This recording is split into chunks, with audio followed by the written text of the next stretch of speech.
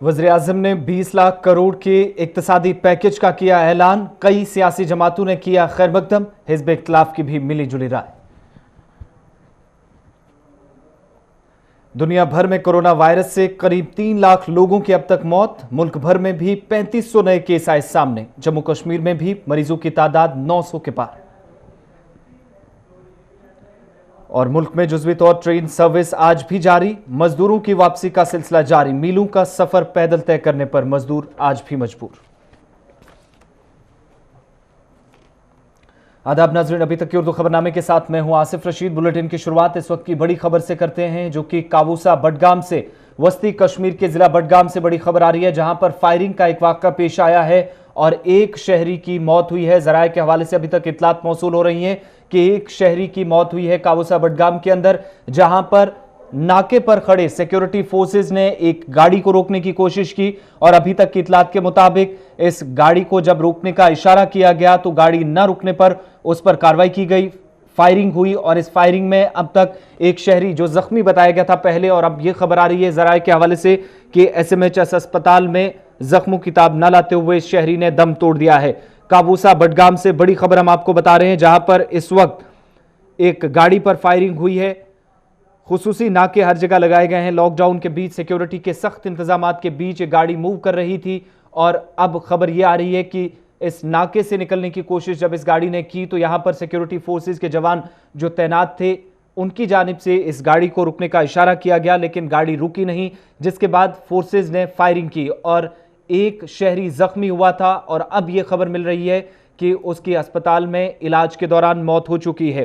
काबूसा बडगाम से बड़ी खबर हम आपको इस वक्त बता रहे हैं, जहां पर फायरिंग का वाकया पेश आया है। वस्ती कश्मीर के जिला बडगाम के अंदर एक शहरी की जान चली गई है। मजीद तफसीलात के लिए अपने नुमाइंदे सैयद रऊफ के पास चलते हैं। रऊफ, क्या कुछ ताज़ा तफसीलात हैं?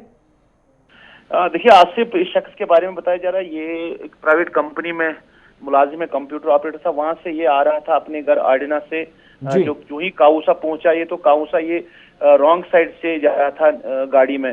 तो सीआरपी जो है उन्होंने, जो ऑफिशियल वर्जन है, जो पुलिस का वर्जन, वो कह रहे हैं उन्होंने उसको रोकने की कोशिश की, ये नहीं रुका तो उस पर गोलियां चलाई गई। मगर जो आम लोगों का वर्जन है कि नहीं, जो ही ये वहां से क्रॉस कर गया तो वहां से गोलियों की आवाज आई और इसके सीने में, चेस्ट में 2 गोलियां लगी थी। और जल्दी ही उसको फिर श्रीनगर के एसएमएचएस हॉस्पिटल ले जाया गया। वहां पे जो वहां के मेडिकल सुपरिटेंडेंट है डॉक्टर नजीर चौधरी, उन्होंने कंफर्म किया कि इसकी डेथ हो गई है। ये आर्डिना का रहने वाला है, 25 साल पीर महराजुद्दीन इसका नाम है। रऊफ, ये भी बताइएगा, जो जिस गाड़ी का आप जिक्र कर रहे हैं रॉन्ग साइड से आ रही, क्या उससे भी फायर हुआ है या फिर सिर्फ रुकने का इशारा किया गया था इसलिए उस पर फायरिंग हुई है जब नहीं रुका हो?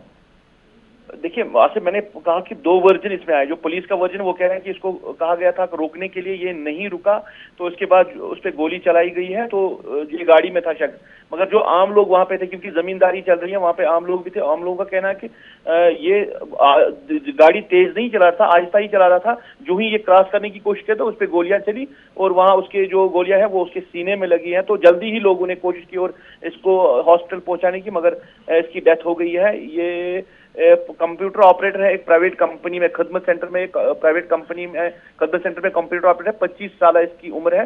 पीर महराजुद्दीन ये आर्डिना का रहने वाला है। तो अभी किसी फैमिली मेंबर से या किसी रिश्तेदार से बात हो पाई हो, किस मकसद से बाहर निकला था? क्या कर्फ्यू पास था या रॉन्ग साइड आने का मकसद? देखिए अभी उनके घर वालों से बात नहीं हो पाई है, क्योंकि वहाँ हालात जो है वो टेंस है। पूरे एरिया को बंद कर दिया गया, सीज कर दिया गया है और जो लोगों की वहाँ मूवमेंट है उसको भी बंद कर दिया गया था। अभी हम कोशिश कर रहे हैं उसके घर वालों से बात करने की, मगर अभी तक नहीं हो पाया है, क्योंकि जो डेड बॉडी है वो अभी नहीं पहुंची है। वो श्रीनगर के एसएमएचएस हॉस्पिटल में अभी भी है, लोग उसके साथ हैं। थोड़े हालात जो है वो टेंस है पूरे इलाके में, इस वजह से अभी तक पूरी तरह उनके साथ बात नहीं हो पाई है। मौत की ऑफिशियल कंफर्मेशन हो चुकी है रऊफ? मेडिकल सुपरिटेंडेंट जो एसएमएचएस हॉस्पिटल है डॉक्टर नजीर चौधरी, उन्होंने मेरे साथ बात करके कंफर्म किया कि इसकी डेथ हो गई है। जो ही ये हॉस्पिटल आया था तो हॉस्पिटल आते ही इसकी डेथ हो गई है। एक चीज और भी यहाँ पर जानने वाली है रऊफ, चूंकि लॉकडाउन है, 50 दिन से ज्यादा इस वक्त हो चुके हैं, वादी के तमाम अजला के अंदर भी हम देख रहे हैं कि बंद का असर मुकम्मल तौर पर देखा जा रहा, लोग भी ताउन कर रहे हैं, लेकिन लॉकडाउन के बावजूद इस तरह की मूवमेंट और इस तरीके से जो आप बता रहे हैं कि शुरुआती रिपोर्ट से बता रही हैं जहां पर रॉन्ग साइड से आ रहा था, क्या माना जाए इन तमाम चीजों के बीच में कहीं ना कहीं एडमिनिस्ट्रेटिव पार्ट पर भी तालमेल में गड़बड़ी है? देखिए, जिससे आसिफ, जिस तरह हम आज बैरिकेड जिस तरह लगाए गए हैं रोड्स पे, कहीं ऐसे रोड्स हैं जहाँ पे रॉन्ग साइड जाना पड़ता है, क्योंकि जिस तरह पुलिस या बाकी ने बैरिकेड्स लगाई है, और वहां किस तरह क्या वो उसी साइड आ रहा है जहां से बैरिकेड्स थे, या नाके पे उसको रोकने की कोशिश की गई है। अभी पूरी तरह तफसीलात बाहर नहीं आ रहे हैं, क्योंकि जस्ट ये वाक़ा हुआ उसके बाद ही जो थोड़ी बहुत कंफर्मेशन हमें मिली है। मगर जिस तरह पुलिस स्टेटमेंट है वो कह रहे हैं कि ये तेज चल रहा था, सीआरपी ने जब रोकने की कोशिश की, ये नहीं रुका तो गोली चली है। और दो वर्जन इसमें सामने आ रहे हैं। जो लोगों का कहना है कि तेज नहीं चल रहा था, आहिस्ता ही चल रहा था, रॉन्ग साइड चला गया तो उस पे जो ही रॉन्ग साइड गया तो उस पे गोलियां चलाई गई। चलिए, बहुत बहुत शुक्रिया तफसीलात फराहम करने के लिए। तो कावूसा बडगाम का ये वाक़या जहां पर बताया जा रहा है कि एक शख्स की मौत हो चुकी है और अब तक मेडिकल सुपरिटेंडेंट की तरफ से जो एसएमएचएस अस्पताल के हैं उनकी तरफ से कंफर्म किया गया है इस शख्स की मौत हुई है, जो मकामी बताया जा रहा है। और एक खिदमत सेंटर में ऑपरेटर के तौर पर काम करता है, जो आज किसी काम से निकला था। हालांकि अभी तक जो उनके घर वालों की तरफ से या फैमिली मेम्बर्स की तरफ से वर्जन्स आना सामने बाकी है। लेकिन अभी जिस तरीके से हमारे नुमाइंदे रऊफ बता रहे थे कि लॉकडाउन के बीच ही रॉन्ग साइड से आ रहा था, अब जो जिस साइड से ये इस नाके की तरफ आ रहा था तो रुकने का इशारा किया गया, अचानक से रॉन्ग साइड चला गया, जिसके बाद फायर ओपन हुआ और 2 गोलियां इसकी छाती में लगी हैं। मौके पर जो बताया जा रहा था कि पहले जख्मी हुआ, उसके बाद इसे अस्पताल पहुंचाया गया। अब अस्पताल इंतजामिया ने कंफर्म किया है कि इसकी मौत हो चुकी है। इलाके में ज़रूर सिचुएशन टेंस है, लेकिन अभी जो इतलात मिल पा रही हैं कि हालात पुरअमन हैं और किसी तरह का भी कोई नाखुशगवार वाक़ा इस इलाके में पेश ना आए। सिक्योरिटी इस इलाके में पहले से ही बढ़ाई गई थी और इसी के बीच इस तरह का वाक़ा पेश आना और भी सिक्योरिटी फोर्सेस के लिए चैलेंजेस ज़रूर हैं। लेकिन बड़ी चीज़ ये कि इस शख्स की अब मौत हो चुकी है और इलाके में अमन व कानून की सूरत हाल बरकरार रहे, हालात पुरअमन रहे, इसको लेकर भी सिविल और पुलिस एडमिनिस्ट्रेशन मुसलसल काम कर रही है। और इसी बीच जब लॉकडाउन का आज 54वां दिन है, वादी कश्मीर के अंदर भी बंद है और इस बीच एक खबर आई है कि वस्ती कश्मीर के अंदर कावूसा बडगाम में जहां पर एक मकामी शहरी की मौत हुई है और अब से थोड़ी देर बाद उसके घर वालों के हवाले भी उसकी डेड बॉडी की जाएगी। फिलहाल जो अभी रऊफ बता रहे थे कि अस्पताल में ही उसकी डेड बॉडी है, जहां पर लोग भी काफ़ी जमा हैं, उनके साथ लोग हैं, तो बाहर आकर किसी तरह का कोई हंगामा ना हो, कोई सिचुएशन ख़राब ना हो। जिस तरीके से सिचुएशन या माहौल ठंडा था, हालात ठीक थे इस इलाके के अंदर, वहाँ कोई गड़बड़ी ना हो, कोई ख़राबी ना हो, उन तमाम चीज़ों को मद्देनज़र रखते हुए भी उसके बाद जो तिब्बी या कानूनी लवाजमात हैं वो पूरी करने के बाद अस्पताल इंतजामिया की जानिब से डेड बॉडी को घर वालों के हवाले कर दिया जाएगा।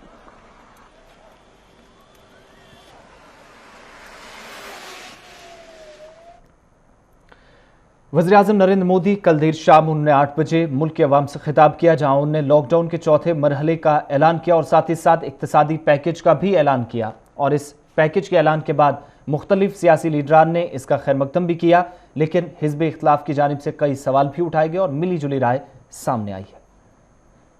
भारत के प्रधानमंत्री आदरणीय नरेंद्र मोदी जी का मैं बहुत बहुत आभार व्यक्त करना चाहता हूं कि उन्होंने आत्मनिर्भर भारत बनाने के लिए 20 लाख करोड़ का पैकेज दिया और भारत के इतिहास में जीडीपी के 10% का पैकेज एक अप्रत्याशित घटना है, जिसकी कोई कल्पना नहीं कर सकता। इस प्रकार का यह पैकेज नए भारत का निर्माण करेगा और भारत का कृषि हो, उद्योग हो, सेवा क्षेत्र हो, छोटे उद्योग हो, गरीब से गरीब हो, सभी के जीवन में एक नई पहल इस आत्मनिर्भर भारत पैकेज के माध्यम से होगी। नए भारत की ये जो नींव प्रधानमंत्री जी ने रखी है, मैं उनका बहुत बहुत आभार व्यक्त करता हूं, कोटि कोटि आभार व्यक्त करता हूं। संकट में प्रधानमंत्री ने जो ऐतिहासिक पैकेज जाहिर किया है, मैं देश की जनता की ओर से उनको बहुत बहुत धन्यवाद देता हूं, उनका अभिनंदन करता हूं। विशेष रूप से एमएसएमई, कुटीर उद्योग और लघु उद्योग के बारे में जिस बातों की हमारी अपेक्षा थी वो उन्होंने पूरी करके दी है।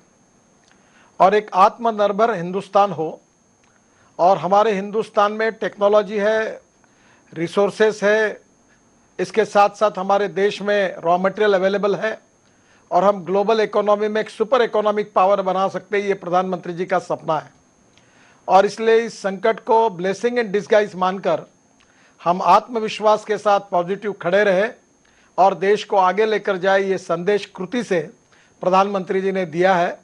मैं विशेष रूप से लघु उद्योग, कुटीर उद्योग और जो ग्रामोद्योग है उनके लिए प्रधानमंत्री जी ने ये जो सपोर्ट दिया है ये इंडस्ट्री कभी भूल नहीं सकती।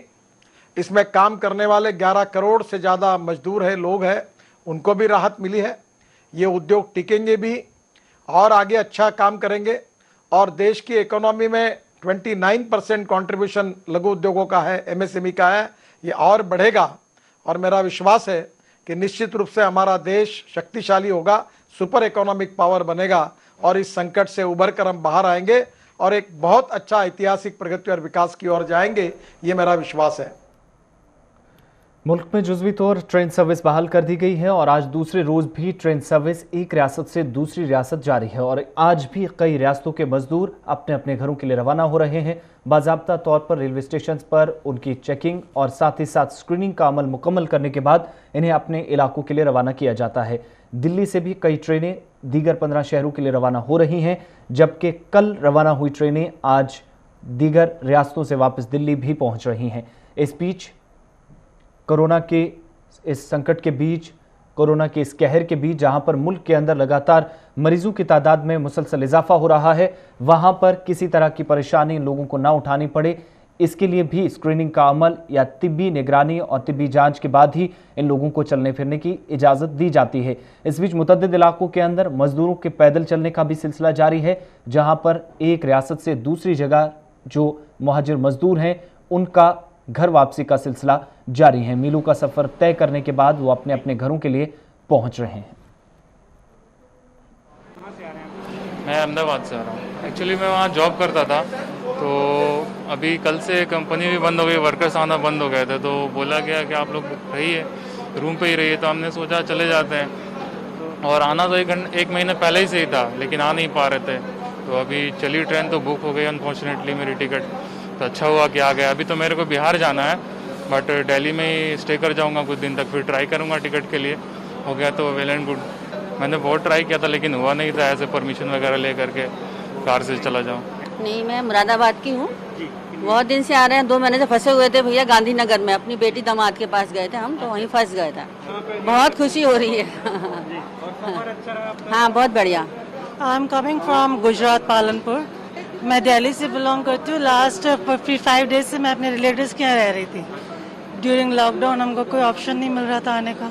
या I am very much happy. I am very thankful to the railways and the Modi sir. They have started a journey for us. Very very thankful. Yes, I was sitting like on that website since 4 o'clock when they said कि 4 बजे खुलेगा। Try करके मैं बहुत थक गई, 5 बजे तक ट्राई किया।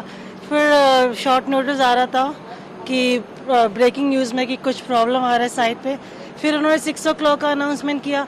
मैं फिर 6:15 से बैठी। बाय द टाइम 7 बजे जाके मेरी टिकट बुक हुई and I am very lucky that I have got बहुत बहुत बहुत ज़्यादा, क्योंकि मुझे पता है मैंने ये 55 दिन कैसे निकाले हैं। क्योंकि अच्छा है, रिलेटिव्स क्या रह रहे थे, बट आप उनके ऊपर बोझ नहीं बन सकते ना इतने दिन। तो आपको फील होता है कि आप अपने घर जाएं ऐसे टाइम पे, पर फिर पालन भी करना है लॉकडाउन का। हम लोग अहमदाबाद से आए हैं।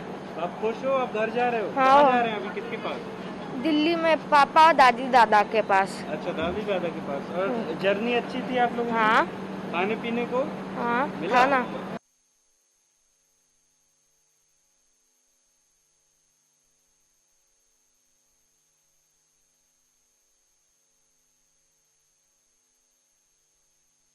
सिलसिला भी शुरू है एक रियासत से दूसरी रियासत। एक तरफ जहां सरकार की जानिब से स्पेशल फ्लाइट्स जो हैं वंदे भारत मिशन का आगाज़ किया गया था और 7 मई से 13 मई तक और अब उसे बढ़ाकर 15 मई तक किया गया है, जहां पर परवाज़ों के आने और जाने का सिलसिला जारी है, तो दूसरी जानिब ट्रेनों के ज़रिए जुज़वी तौर पर जो ट्रेन खिदमात बहाल की गई है मुल्क के अंदर, एक रियासत से दूसरी रियासत जाने का सिलसिला लगातार जारी है और आज भी ये सूरत हाल इसी तरीके से मुल्क के अंदर नज़र आ रही है।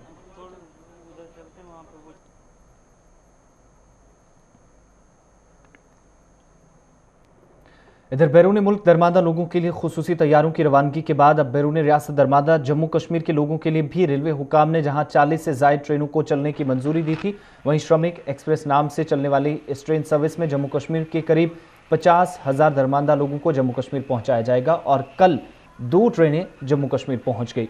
उधमपुर रेलवे स्टेशन पहुंचने वाली दोनों ट्रेनों में 2000 के करीब मुसाफिर जम्मू कश्मीर पहुंचे, जिन्हें स्क्रीनिंग का अमल मुकम्मल करने के बाद मुतलका अजला के लिए रवाना कर दिया गया।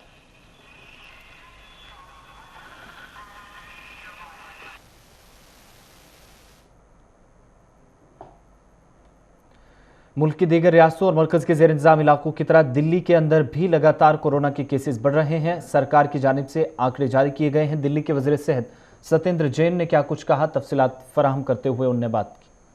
मिलाकर अब तक के 7998 7998 केसेस हो गए हैं। कल 346 लोग ठीक होकर रिकवर हो गए हैं। तो कुल मिलाकर 2858 लोग दिल्ली में रिकवर हो चुके हैं। अभी तक कुल मिलाकर 106 डेथ दिल्ली में हो चुकी हैं और जो एक्टिव केसेस हैं वो 5034 हैं। कल कितनी मौतें हुई? 20 हैं, जिसमें कि मतलब कल की नहीं है, वो जो हॉस्पिटल्स को हमने आदेश दिया था कि सब अपनी डेथ समरी भेजें, तो वो मुझे लगता है आज और कल तक भी चलेगा जो पुराना। तो ये डेथ समरी के आधार पर इसको लिखे हैं अभी? जी, डेथ समरी पिछले कई दिनों से। देखिएगा, मैं आपको बता दूं, दिल्ली में लगभग 8000 लोग पॉजिटिव पाए जा चुके हैं। तो ये देखो, ऐसा कहना कि भी सरकारी दफ्तर में किसी को नहीं होगा या हेल्थ वर्कर को नहीं होगा, डॉक्टर्स को भी हो सकता है। तो जो भी देखो, जो सरकारी कर्मचारी ड्यूटी पे आ रहे हैं, लॉकडाउन के दौरान आ रहे हैं, वो भी काफ़ी इसके अंदर काम कर रहे हैं।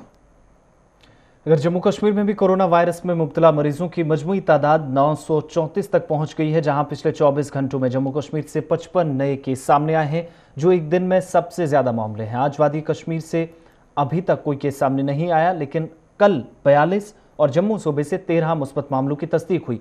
आदादोशुमार के मुताबिक वादी से अब तक 844 और जम्मू सूबे से 90 मुस्बत मामलों की तस्दीक हो चुकी है, जबकि मुल्क के तमाम रियासतों और मरकजी इलाकों के अंदर मुतासरीन की तादाद 74,281 हो गई है, जबकि 2415 अमवात के साथ दुनिया भर में वायरस से मरने वालों की तादाद 2,92,000 से तजावुज कर गई है।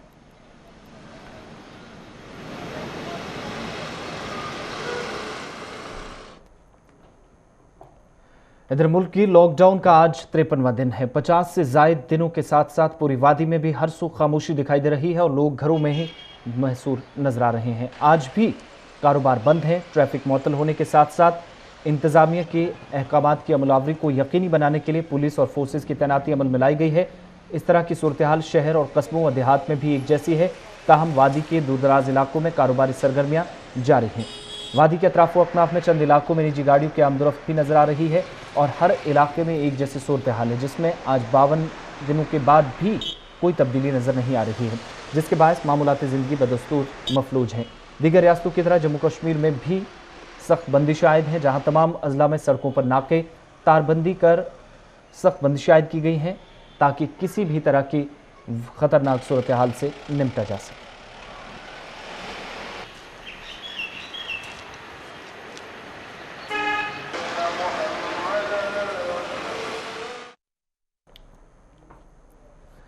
इधर जिला तरक्याती कमिश्नर गांधरबल शफकत इकबाल वानी के मुताबिक वस्ती जिला में अब तक लॉकडाउन के दौरान अवाम को मुश्किलात का फिलफौर अजाला करने के लिए तमाम जरूरी इकदाम उठाए गए हैं। उन्होंने कहा कि जिले में राशन, बिजली, पानी, अद्वियात व दीगर बुनियादी सहूलियात की सप्लाई को हर वक्त मुमकिन बनाने के लिए इंतजामिया ने तमाम कोशिशें की हैं।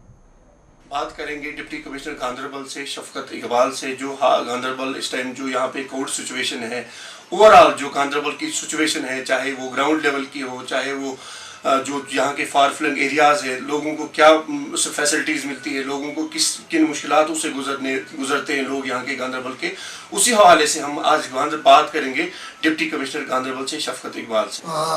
हमारी और भी स्क्रीनिंग अभी जारी, हम रैंडम में सैंपलिंग भी ले रहे हैं। कोशिश करेंगे हेल्थ मेडिकल एजुकेशन के साथ भी बातचीत करके देखते हैं कि हम किस लेवल तक कामयाब हो पाए हैं कोविड की मिटिगेशन के लिए, और अगर इन द रियल सेंस अगर वो बेहतर समझेंगे कि हम इसको कम्बैट करने में कामयाब हो पाए हैं, उसी आधार पर on the recommendations of health medical education department हम उनको ग्रीन जोन या ऑरेंज जोन में कन्वर्ट करने की तब कोशिश करेंगे। बात कर रहे थे डिप्टी कमिश्नर गांधरबल शफकत इकबाल। गांधरबल जिले को हर फैसिलिटी मुहैया रखी जाएगी और किसी भी जगह से कोई भी कंप्लेंट मुहैया होगी तो हमारे कंट्रोल रूम से राब्ता कायम करो। नंबर हमने इजरा किए हैं, मेरे ऑफिस खुले रहते हैं, हमसे राब्ता कायम करो। किसी भी टाइप की किसी वक्त से भी हम यहाँ पे 24 आवर्स इनके लोगों के लिए काम करेंगे। और आने वाले वक्त में हम जिस तरह गांधरबल जिले के और लोगों ने कॉपरेशन दी है, उसी तरह आने वाले वक्त में जब तक लॉकडाउन का 17 तक है, आने वाले वक्त में कॉपरेट करें। कैमरामैन मजीद के साथ सलीम वानी, गांधरबल।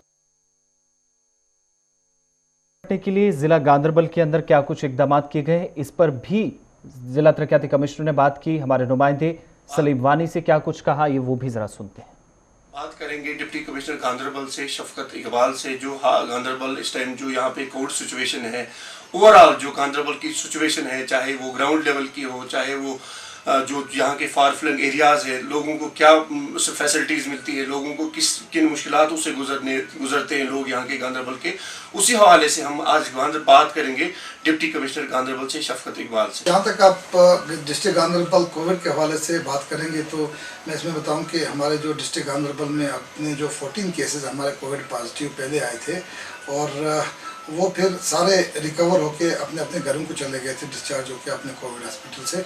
उसके बाद जो हमारा 20 दिन का अरसा जो था, 20 दिन में हमारा कोई भी केस नहीं आया था। इंस्पाइट ऑफ रैम्पेंट हमारी जो सैम्पलिंग थी बहुत ज़्यादा एग्रेसिव हो रही थी, उसके बावजूद भी 50-60 के करीब हम डेली सैंपल लेते थे, लेकिन 20 दिन तक हमारा कोई भी पॉजिटिव केस नहीं आया। लेकिन बदकिस्मती से 21वें दिन हमारे कुछ केसेस, 1-2 केसेस जो हैं, आपको जैसे पता होगा, एक CD हॉस्पिटल में एक पेशेंट था, वो पॉजिटिव डिटेक्ट हुआ। और उसके अलावा जो एक सुपर स्पेशलिटी हॉस्पिटल में अपने ब्रदर के साथ अटेंडेंट था, वो पॉजिटिव वहाँ से डिक्लेयर हुआ। दोनों अभी भी वो श्रीनगर के CD हॉस्पिटल में एडमिटेड हैं। उसके अलावा जो हमारे एक रंगरेट में फैक्ट्री थी, उसमें कुछ लोग हमारे थे 34-35 के करीब डिस्ट्रिक्ट के, जो वहाँ पे काम कर रहे थे और डायरेक्ट उनका वो कॉन्टैक्ट हुआ था किसी पॉजिटिव केस से।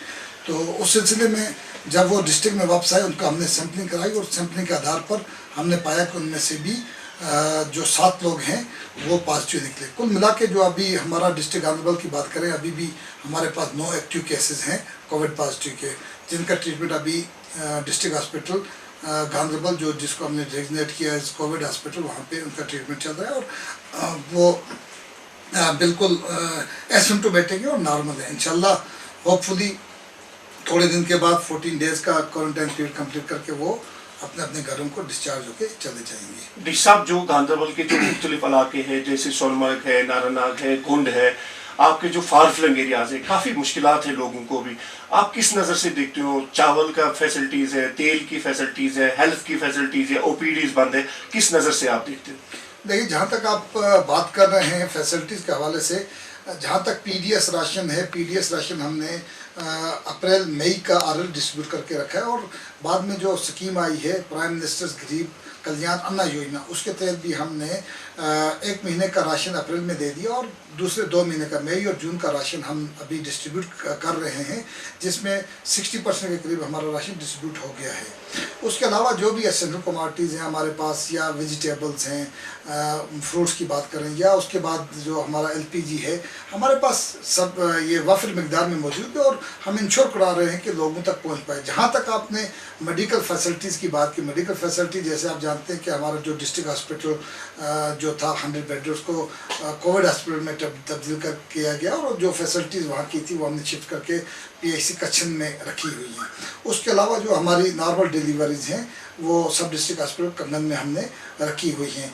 On account of medical facilities मैं ये बात बताऊं कि लोगों ने हमारे साथ रजू जब किया कि उनको कच्छन दूर होता, तो उसके अलावा हमने फिर अपने वेलनेस सेंटर हमारा सादूरा है, वहाँ पर भी हमने OPD फैसिलिटी बढ़ा दी। तो कुल मिला के मैं कहूँ कि जितना डिस्ट्रिक्ट एडमिनिस्ट्रेशन तक था, हमने OPD फैसिलिटी उनकी बना दी। आप कहीं पर जैसे आप दूर दराज इलाके की बात करते हैं, अगर कहीं पर किसी किस्म की लोगों को प्रॉब्लम हो। इधर दीगर महकमों के साथ साथ महकमा PDD के मुलाजमीन भी जम्मू कश्मीर में मौजूदा सूरत हाल में अपनी खिदमत अंजाम दे रहे हैं। पटन में भी वर्कशॉप पर काम करने वाले मुलाजमीन काम पर तो जाते हैं, लेकिन इस दौरान उन्हें कई तरह की मुश्किलात से भी गुजरना पड़ता है। जहाँ पे हम लॉकडाउन में देखते हैं कि हर एक महकमा, अगर एडमिनिस्ट्रेशन की बात करें इस वक्त अलर्ट है, या हॉस्पिटल की बात करें अलर्ट है, इसी तरीके से अगर बात करें इस वक्त बिजली महकमे यानी कि पीडीडी की, वो भी अपने तरीके से इस वक्त पूरा यहाँ पे अगर हम उनके कहेंगे कि उनके काम के बारे में अच्छी तरीके से इस वक्त वो अपना फ़राइज़ अंजाम दे रहे हैं। उसी हवाले से अगर बात करें पूरे पटन इलाके में जो भी यहाँ से इलाका है, इसमें यहाँ पे एक हमारे इलाके में वर्कशॉप है, जो भी ट्रांसफार्मर ख़राब होता है तो उसको यहाँ पे लाया जाता है, क्योंकि अगर हालात की वजह से हम बात करेंगे इस वक्त श्रीनगर या किसी और जगह ट्रांसफार्मर को मुंतकिल करने के अगर करेंगे तो दुश्वारी आ सकती है। उसी हवाले से अगर यहाँ पे हम देखेंगे जो यहाँ पे वर्कशॉप है, इन मुलाजमों को यहाँ पे दुश्वारियों का सामना करता पड़ता है। किसी के पास कर्फ्यू पास नहीं है, अगर बात करें जो वहाँ पे उनको मटीरियल लगता है वो भी नहीं है अवेलेबल। इसी हवाले से हम बात करेंगे इस वक्त हमारे जेई इंचार्ज जो वर्कशॉप है, इनसे जानेंगे कि क्या मसला है। हम जो वर्कशॉप पटन में काम कर रहे हैं, बहुत सी प्रॉब्लम हो रही है। इन हालात में तो वैसे ही मुश्किल आती हैं, फिर भी पटन वर्कशॉप में हम काम कर रहे हैं, हम लोगों को फ़ायदा पहुंचाने की कोशिश कर रहे हैं। जो इनके ट्रांसफार्मर ख़राब हो रहे हैं, हतुल इम्कान हम कोशिश कर रहे हैं वक्त पे ठीक करने की। हमारे जो इधर काम कर रहे लेबर है, इनको भी आज आने जाने में मुश्किल हो रहे हैं, लेकिन आ रहे हैं फिर भी। लेकिन वर्कशॉप में हमें कुछ चीज़ों की प्रॉब्लम है। यहाँ एक ओवन होता है, ओवन वर्कशॉप में, उसके लिए हमने हायर अप उसको लिखा है।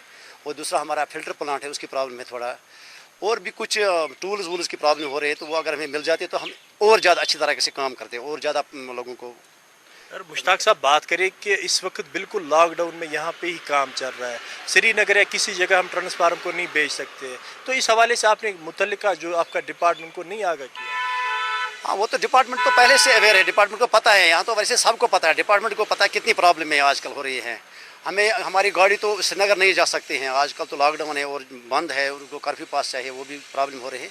फिर भी सेंट्रल स्टोर से हमें बहुत कॉपरेशन मिल रहा है, वो भी दे रहे हैं उधर से। और यहाँ पटन में भी हम हतुल इम्कान कोशिश कर रहे हैं ट्रांसफार्मर ठीक करने की और वक्त पर लोगों को देने की। आज तो रोज़े का टाइम चल रहा है, इस वजह से ज़्यादा मेहनत कर रहे हैं हमारे लोग, तो हम अपनी तरफ से पूरी कोशिश कर रहे हैं। जो आपके तैनात है एम्प्लॉय वहाँ पे, जो मिस्त्री है या कोई और है जो वहाँ पे ग्राउंड लेवल पे काम कर रहे हैं, उनका कहना है कि हमें बहुत सी दुश्वारियों का सामना करना पड़ता है, कर्फ्यू पास नहीं है, वहाँ पे जो लगता है हमें मटेरियल वो नहीं है। उस हवाले से क्या है? कर्फ्यू का पास के हवाले से हमने लिखा है हायर अप उसको, हमारा एक्जन साहब है, उसने डीसी साहब से कांटेक्ट किया है, तो शायद आज तक मिलेगा हमें, आज कल तक मिलेगा कर्फ्यू पास हमें। हमें कर्फ्यू पास पहले मिले थे एसडीएम साहब से, लेकिन गवर्नमेंट ने वो कैंसिल किए हैं। अब हमने लिखा है एक्जन साहब को, एक्जन साहब ने डीसी साहब से रब्ता किया है, तो मेरे ख्याल में आज कल तक हमारे कर्फ्यू पास पहुंच जाएंगे। हम खुद भी उसके लिए परेशान हैं, सब परेशान हैं, तो उम्मीद है कल तक पहुँच जाएंगे। बाकी जो मटीरियल की बात है, तो मटीरियल आजकल तो वैसे भी प्रॉब्लम हो रहे हैं, तो मटेरियल की शॉर्टेज हो रही है, बीच बीच में तेल की प्रॉब्लम हो रही है, मटेरियल की प्रॉब्लम है, लेकिन फिर भी आ रहा है, हमें मटेरियल आ रहा है। तो सेंट्रल स्टोर से आ रहा है, हमारे डिवीजन से आ रहे हैं। हमारे एक्जन साहब इस बारे में बहुत कॉन्ट्रैक्टर से कोशिश करें, कॉन्ट्रैक्टर को भी प्रॉब्लम हो रही है, लेकिन फिर भी हम कोशिश कर रहे हैं मटेरियल लाने की, वो तो चल रहा है फिलहाल। तो बिल्कुल ये हमारे साथ थे जेई इंचार्ज जो यहाँ पे वर्कशॉप है, इनका बिल्कुल यही कहना है कि हमने हायर अथॉरिटीज़ को लिखा भी है, और अगर हम बात करेंगे वहाँ से मटेरियल आ भी रहा है तो कोशिश यही करेंगे, क्योंकि अभी लॉकडाउन का पीरियड चल रहा है। अगर ट्रांसफार्मर कहीं से ख़राब हो रहा है, यहाँ से माही सियाम की भी अगर हम बात करें, यहाँ पे आज चाहते हैं कि लोग को दुश्वारियों का सामना ना करना पड़े, इसलिए कि अगर ट्रांसफार्मर आ जाता है तो इसको चाहते हैं कि ये 2 दिन में ठीक होकर उनको वापस दिया जाए। उस हवाले से अब हमारे कर्फ्यू पास भी आएंगे, और जो भी मटीरियल की बात है इन्होंने हायर अथॉरिटी जो लिखा है वो भी हल हो जाएगा। तो इस वक्त चाहिए, हुकूमत को चाहिए कि ऐसे जो वर्कशॉप इस वक्त लोकल लेवल पे काम कर रहे हैं, उनको भरपूर वहाँ से जो भी उनका वहाँ पे मटीरियल लगता है उनको दिया जाए, ताकि यहाँ पे लोगों को दुश्वारी का सामना ना करना पड़े। मैं राही निसार, गुलिस्तान न्यूज़ के लिए पटन से। खबरों के इस बुलेटिन में फिलहाल इतना ही। गुलिस्तान न्यूज़ पर खबरों का सिलसिला जारी है।